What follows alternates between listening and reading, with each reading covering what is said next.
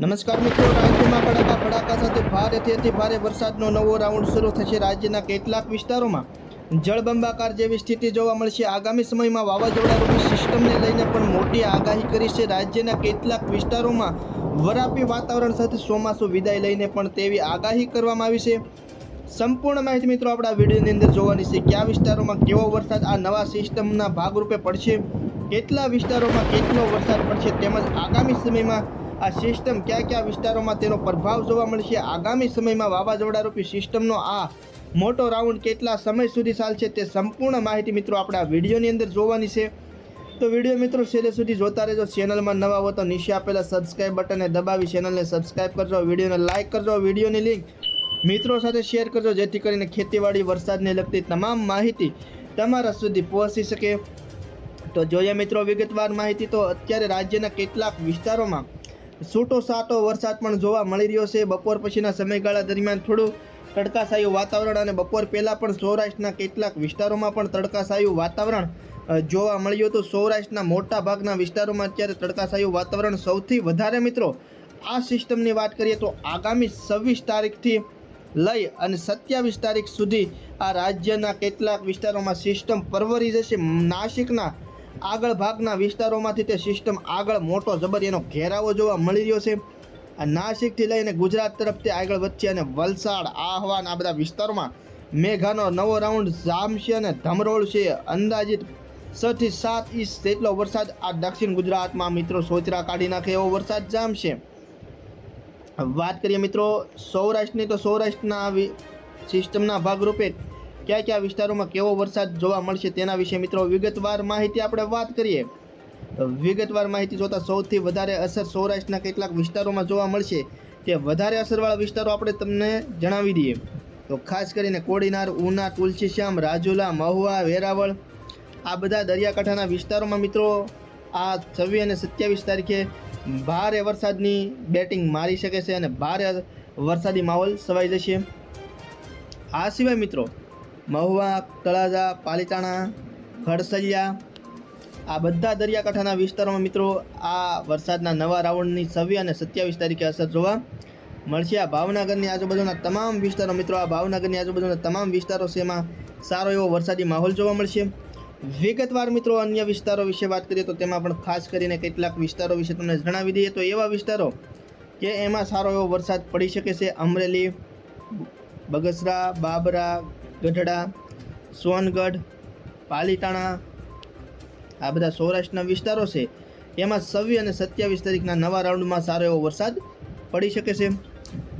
ગોંડલ, રાજકોટ, ચોટીલા, સુરેન્દ્રનગર, બોટાદ, જસદણ, જૂનાગઢ સુધીના તમામ વિસ્તારોમાં મિત્રો આ વરસાદના નવા રાઉન્ડમાં વરસાદી માહોલ છવાઈ જશે આ બધા વિસ્તારોમાં।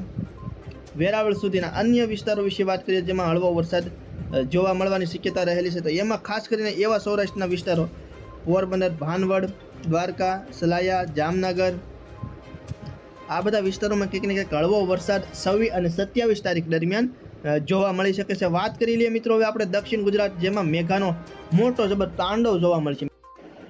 તો મિત્રો હવે આપણે દક્ષિણ ગુજરાતના વિસ્તારો વિશે તમને વાત કરીએ તો દક્ષિણ ગુજરાતમાં કેટલાક વિસ્તારોમાં સારો એવો વરસાદ આ સિસ્ટમના ભાગરૂપે સૌથી વધારે મિત્રો દક્ષિણ ગુજરાતના વિસ્તારોમાં તાબડતોડ વરસાદી માહોલ જામી જશે। મિત્રો દક્ષિણ ગુજરાતમાં મોટી જબર આ સિસ્ટમનો પ્રભાવ જોવા મળશે। મિત્રો નાસિક તરફથી, મહારાષ્ટ્રના નાસિક તરફથી આગળ વધેલી સિસ્ટમ સૌ પ્રથમ મિત્રો આવી રીતે આગળ વધશે। આ વલસાડ ને, આ માંગરોળ ને આ મોટો જબર આટલા વિસ્તારોમાં મિત્રો ઘેરાવો જોવા મળશે અને 26 અને 27 તારીખે મિત્રો દક્ષિણ ગુજરાતમાં પાણી જોવા મળશે।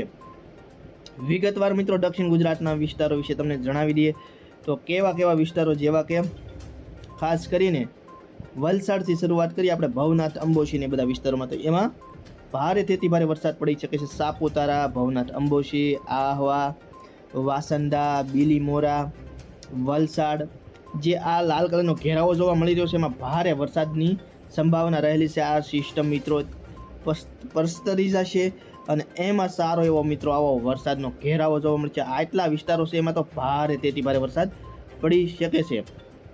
તો મિત્રો ખેડૂત મિત્રોને ખાસ ધ્યાન દેવું જોઈએ દક્ષિણ ગુજરાતના વિસ્તારોમાં। તો મિત્રો દક્ષિણ ગુજરાતના જે વિસ્તારો છે એમાં ખેડૂતોએ ખાસ ધ્યાન દેવું જોઈએ।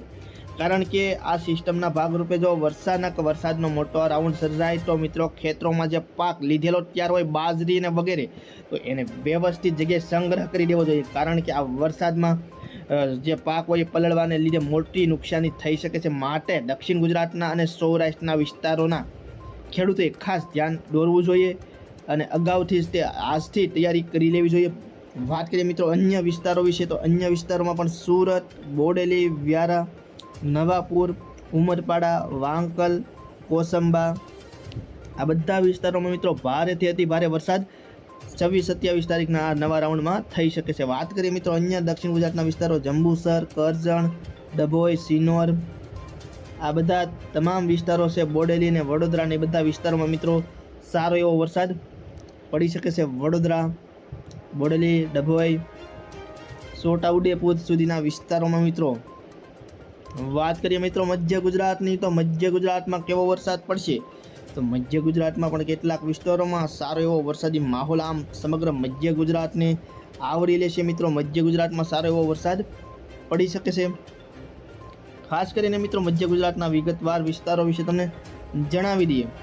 એમાં પણ ખાસ કરીને ધોળકા, નળ સરોવર આ બધા વિસ્તારોમાં મિત્રો સારો એવો વરસાદ પડી શકે છે. આમ સમગ્ર મધ્ય ગુજરાતમાં પણ સારો એવો વરસાદ પડવાની પૂરેપૂરી સંભાવના રહેલી છે. મહેસાણા સુધીના તમામ વિસ્તારોમાં મિત્રો સારો એવો વરસાદ પડી શકે છે. વાત કરીએ મિત્રો કચ્છ જિલ્લાની, તો કચ્છ જિલ્લામાં મિત્રો અત્યારે વરસાદની સંભાવના રહેલી નથી અને કચ્છ જિલ્લામાંથી ધીમે ધીમે 1 તારીખથી ચોમાસું વિદાય લઈ લે છે, વિદાય.